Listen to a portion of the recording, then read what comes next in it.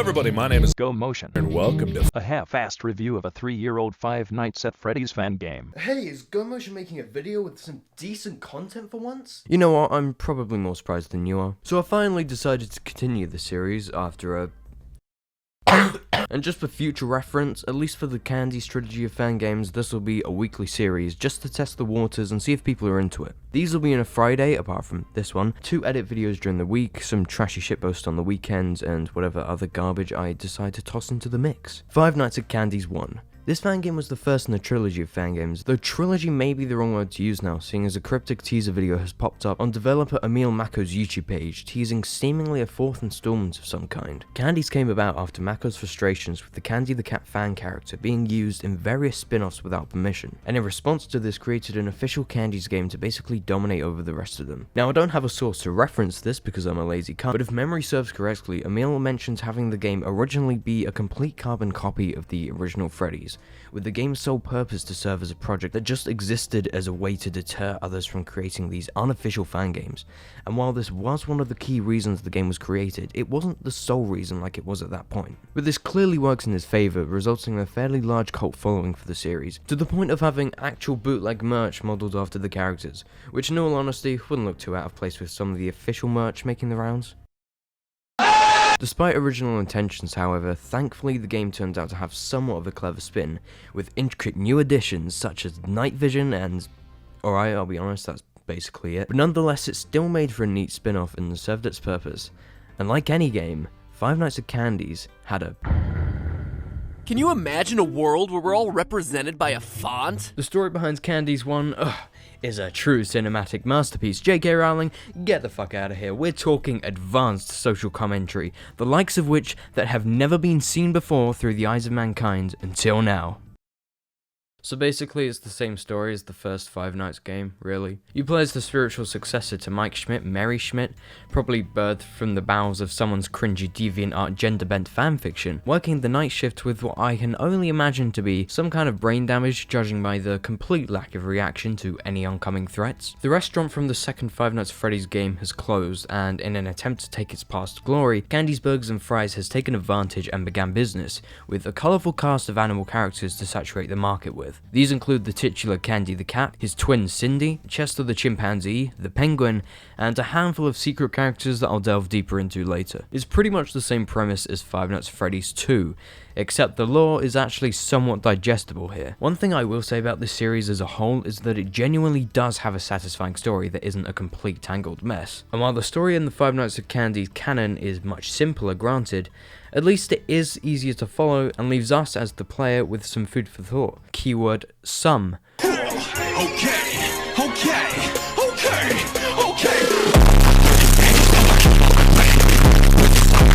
Nah, don't worry. I'm sure the 4th game won't make things worse. We're also treated to a few cutscenes here and there through the eyes of a security camera. The majority of these cutscenes feature who was referred to at the time as the Reverse Puppet, or the Tragedy Puppet, or as I like to call him, DeviantArt OC Puppet, contorted and glitching in front of a barrage of machinery and tubes with a conveyor belt in main view. He'll force the player to flip from left to right view as he moves closer each time he's in view, ending with a scare as he slides into a close-up before the feed cuts out. There are a few other interesting things to note here. Firstly, it's clear to us that each night progression progresses a day forth in the cutscenes. This remains consistent until Night 4's cutscene, where strangely the time and date match exactly that of Night 1's cutscene, signalling some kind of paranormal activity, which could be backed up by the fact that we see Candy and Cindy both active and staring at the camera during Night 4's cutscene. It's implied through Night 2 and 3's cutscenes that there was a murder, or rather a pair of murders, leading to a crime investigation, and it's later hinted at that a pair of twins were killed and their souls went on to possess both Candy and Cindy. This would explain the erratic behaviour that they portrayed during the cutscene. We're then brought to Night 5 and 6's cutscenes,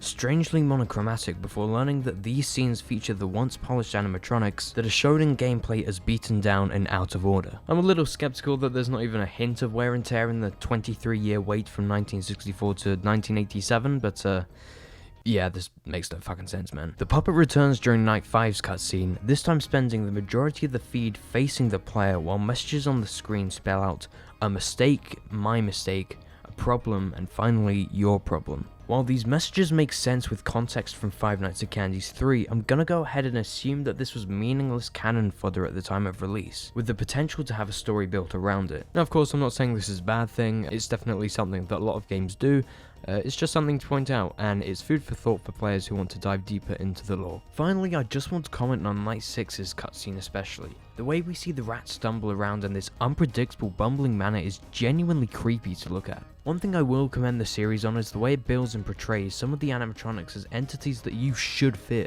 This is used to its full advantage in Candy's 3, where the gameplay revolves around this very idea, and ironically across the trilogy so far, the jump scares have, at least in my opinion, been the weakest scares it has to offer. But it's moments like these that make Five Nights at Candy's really stand out from the ground.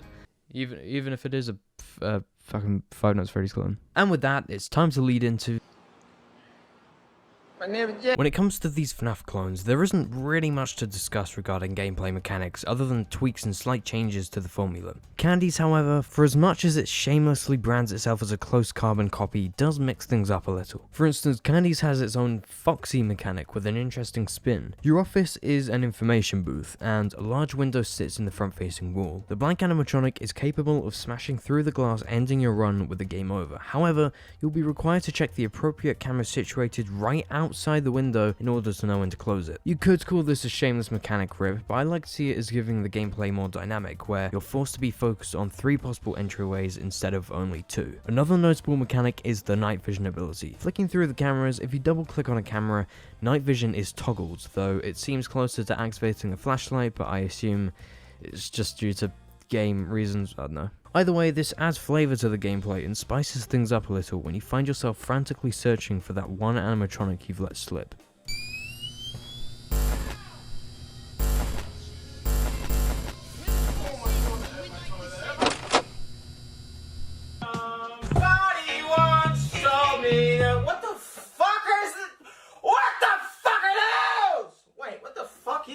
Of course, there's also a customized restaurant layout, almost like an expansion on the classic FNAF 1 layout. It's a bigger playing board, so there are more hiding spots for characters and more characters in general. Speaking of hiding spots, the doors work slightly different than they do in Five Nights at Freddy's. Instead of a light button, the animatronic's eyes will glow to alert you of their presence, giving away their hiding spot. Now this is actually a clever difficulty balancer, because in the early nights this makes the game a little easier, and keeping track of your enemies is pretty much a cakewalk. However, later on, a new character emerges from the darkness. Known only as Old Candy, this shitlet doesn't have eyes, meaning that you'll be forced to check the cameras often as to not let your guard down and let him sneak in and gently push your brainless body over. This adds a layer of difficulty, which certainly makes the mechanics stand out, as before Candy's, most characters worked exactly the same as each other in other Fangames, save for 1 or 2 Foxies. I know it's a bit off topic, but one thing I liked about the phone guy in this game is the fact that he has a certain charm to him that's hard to pinpoint in these FNAF clones, and certainly a different feel to the phone guys in Five Nights at Freddy's 1 through 3. This isn't really an important factor, but it's the things like having him apologize for drinking a latte in the middle of a call, small things like that that can really bring an otherwise two-dimensional character to life a little. I mean, to be fair, the phone guy is only literally a fucking tutorial, but some added flair creates more of a connection for the player to resonate with. So you've beaten Night 5, you're taken to the title screen and find yourself facing an ominous red 6th night, as foreshadowed by the shadow cast over your paycheck. You're expected to face off against a new enemy, the rat, as well as these 2 big boys that I didn't introduce earlier, so while this video is falling apart at the fucking seams. The difficulty is expectedly cranked right up, and with a new enemy to boot, you're in for one hell of a ride, especially now with 2 eyeless animatronics after you. When you do eventually beat this night, however, you're taken back to the menu with a second shiny gold star. Aww. And both a custom night and an extras menu. What a twist! Custom night is fairly straightforward, really. 720 mode is a thing. You're rewarded with the pink slip, a notice of termination effective immediately due to animatronic tampering. Standard stuff, and once you've completed the night, that's basically all there's left to do. 3 stars, you have SARS and the panic disorder because you stared death in the face for a minimum wage. Nice one, Brainlet. Despite what first glances might hint at, Five Nights at Candy's actually offers a neat take on the classic formula, and creates something new out of it. It's definitely different enough to be passed off as its own fan game, however it definitely doesn't feel too original, and rightfully so, but personally I wish there'd been a little more to the core gameplay than a few tweaks and additions to Five Nights 1. Visual presentation. I just simultaneously whipped and nay-nayed! I think it's fair to say that this game has a fantastic amount of polish. Everything from the title screen to the cameras, the visuals are very pleasing for the most part. One thing you won't find in a lot of fan games is a consistent presentation, whether that's down to inexperience or conflicting ideologies or clashing art direction, but it's safe to say that Candies knows the aesthetic it's going for and absolutely nails it. The feel of the game has always felt like a mashup between Five Nights at Freddy's 1 and Five Nights at Freddy's 2, where the office and your environments indulge you in this cramped, claustrophobic atmosphere reminiscent of Five Nights at Freddy's 1, whereas the overly colourful plastic feel of the props and especially the mixture of toy-like animatronics couples with the wrapped, blank and old candy, the quote-unquote withered animatronics, definitely give off those old-school FNAF 2 vibes. And to be fair, it definitely works. The cutscenes too, while they're very simple, again nail the look they're aiming for. I especially like the blood-stained metal during Night 3's cutscene especially. I don't know what it is about it, but in a time where games can look this garbage, it's nice to see that blood wasn't represented by a completely opaque red texture and instead looks somewhat realistic. Now of course, it's not perfect, right? We're not talking GTA 6 level graphics here. So what I'm going to be showcasing right here is some crazy, that means some freaking crazy graphics that look almost exactly how the next Grand Theft Auto game's graphics will look like. For example, the jump scares don't make the animatronics look all too pretty when you count the amount of polygons on the screen. It's called subdivide. Speaking of the jump scares, like I mentioned earlier, they're probably the weakest aspect in terms of scares, and while they're serviceable, even for a fan game, they're a bit of a letdown. The sound design for the scare is fine, but I think it's definitely the slow animations that bring the player out of it. Unfortunately, the jump scares for the withered characters are even worse, with Blank's jump scare having him literally just walk up to you. I think you know you fucked up when this is Markiplier's reaction to your jump scare. Fuck you. Hey! Oh, okay. That was all. That's not so bad. Actually no, I changed my mind. This is exactly the reaction I would have if someone casually wandered up to me. Despite all of this though, Emil Mako is one of the only humans on the planet to use the perspective tool correctly. Thank Lord G... No, putting that bit in. The perspective tool is a click-team plugin that allows the user to bend images to make them look three-dimensional, and it's been used in every Five Nights at Freddy's game. If you've ever played a click-team fan game, chances are it's used this tool. Problem is, the distortion makes it look like fucking Minecraft. Emil avoided this issue by going ahead and rendering the office as a panoramic image, which means it looks like this, and it looks a whole lot more natural when a filter is applied over it. Good. Bad. There's also a subtle RGB split effect on the cameras, which again is a nice touch, and just adds a touch of realism to the experience. And with that out of the way, it's time. I'll be using this slice of the video to mention other miscellaneous things and criticisms, because I organise my fan game reviews like Pyrocynical doesn't bully children. We were friends. Well, we weren't friends. I never fucking talked to you, but still, you don't unfollow Pyrocynical on Twitter. Do you understand? Yes, I do understand. Now go back on Twitter and follow me, okay? Okay. Good! The track that appears on the title screen fits the scene perfectly, with a somewhat somber piece in a minor key, complete with bit-crushed percussion and a standalone synth, stringing the instrumentation along with it. There isn't much else to say about it, I just thought it sounded cool. There's also a few Easter eggs in this game, including the Markiplier one, having him pop up on the office monitor, a rare chance to find Shadow Candy, where he'll appear on screen and enter your office once you pull down the maintenance panel, the origami cat that can appear in one of 3 camera feeds, the rat getting closer to the player in the extras menu if they leave it long enough. There's also the classic nose honk gag on the posters in the office, and finally a secret camera that replaces 2 posters with seemingly blood-stained boards with "You fell asleep" and "It is your fault" appearing sprawled on each. And no, I did not just go to the Candies wiki and read out every Easter egg. Another detail that I think is kinda cool is having the time appear on a physical clock instead of appearing as part of the GUI, which is nice and is just another factor that helps the game break away from the standard formula. Gives me conniptions. So overall, do I think that Five Nights at Candies is a perfect fan game? No, and I think there are definitely a few areas it could improve on. I know I'm giving constructive criticism on a 3-year-old game, but shut up!